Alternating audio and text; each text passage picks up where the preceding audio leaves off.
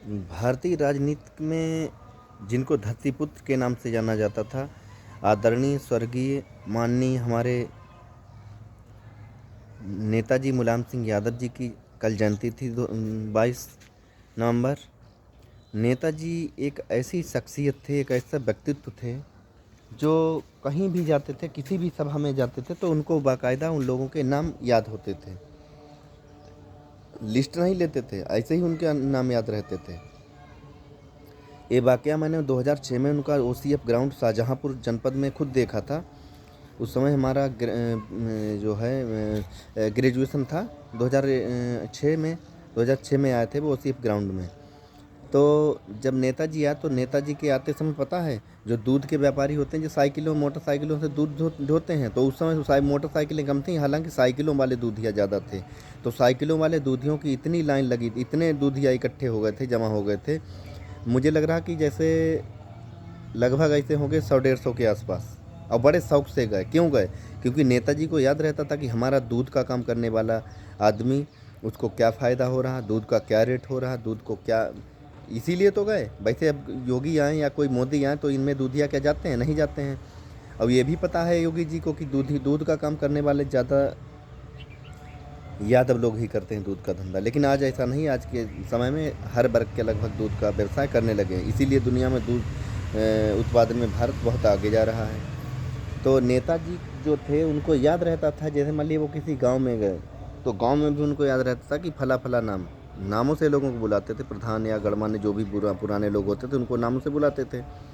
नेताजी के अंदर हमेशा एक किसान का चेहरा याद रहता था, क्योंकि वो जब अपने गांव सैफई जाते थे इटावा में, तो हमेशा वो अपने घर पर जो है खेतों तरफ जरूर जाते थे, खेतों तरफ घूमने, क्योंकि उनको अपनी ज़मीन से लगाव था। इसी धरती पुत्र इसीलिए कहे गए क्योंकि उनको धरती में जो उत्पादन खेती-बाड़ी करने वाला किसान है उसकी चिंता नेताजी को बहुत रहती थी।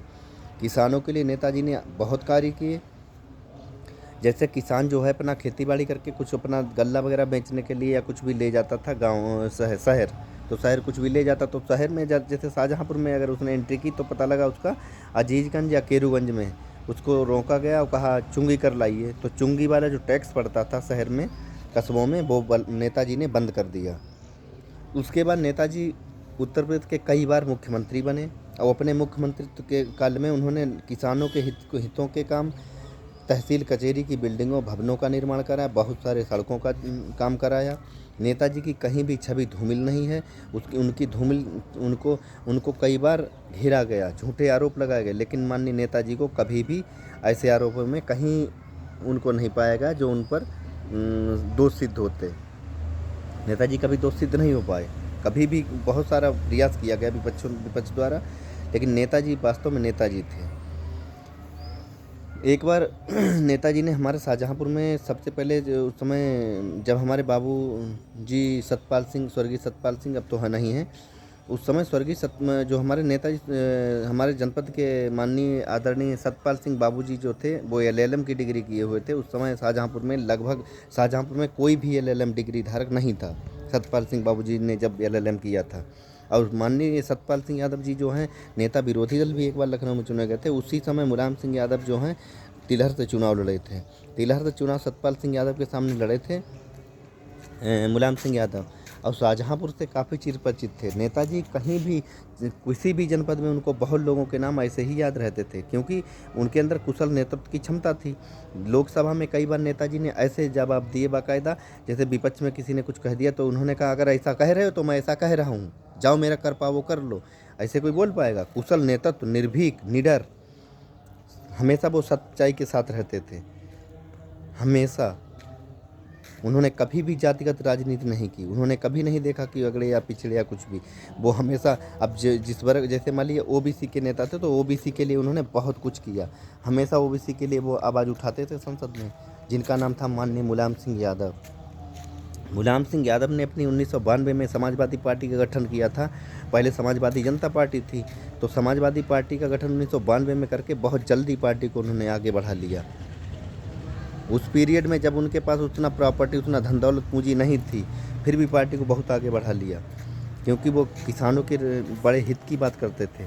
हमेशा वो इस बात को ध्यान देते थे कि हमारा गांव का जो काश्तकार है, किसान है, उसकी क्या स्थिति है, उसको क्या रेट गन्ने का मिल रहा, क्या रेट उसका गेहूं का, क्या रेट उसके धान का, वो हमेशा इस बात को ध्यान रखते थे। आजकल की सरकारें जो हैं वो काश्तकार की बिल्कुल बात नहीं कर रही, जबकि कृषि प्रधान देश है भारत। तो माननीय नेताजी की जयंती 22 नवंबर को, उनको मैं बहुत याद करता हूं कि देश को ऐसे ही नेता मिलें, ऐसे नेता मिलें जिनकी समाजवादी पार्टी में समाज के हर वर्ग का आदमी हो, ना कि एक ही वर्ग का। मुलायम सिंह यादव जी ऐसे नेता थे जो कोई भी योजना निकालते थे वो सभी के लिए निकालते थे। हालांकि कुछ लोग ऐसे कहते थे कि मतलब उनके ऊपर आरोप प्रत्यारोप कुछ लोगों ने झूठे लगाए कि उन्होंने, मुलायम सिंह यादव ने अपने मुख्यमंत्रित्व काल में राम भक्तों पर गोली चलवा दी। वो राम भक्त नहीं थे, वो खाली सांप्रदायिक ताकतें थीं, वो सांप्रदायिक लोग थे। और गोली चलाने की बात है, गोली चलाने में कितना आदमी मरा था ये भी तो पता कर लीजिए। झूठे आरोप प्रत्यारोप मत लगाइए। माननीय नेताजी जैसे राजनेता बहुत कम मिलेंगे। जय मुलायम, जय हिंद, जय भारत। साथियों, मैं अपनी बात को इसी के साथ समाप्त करता हूं। मैं उमेश सिंह यादव, एडवोकेट, शाहजहांपुर जजी कचहरी से। और मैं साथियों आप सभी से उम्मीद करता हूं, यदि आपको ये वीडियो अच्छा लगे तो लाइक कमेंट जरूर करें। धन्यवाद साथियों, आपका बहुत बहुत आभार। नमस्ते।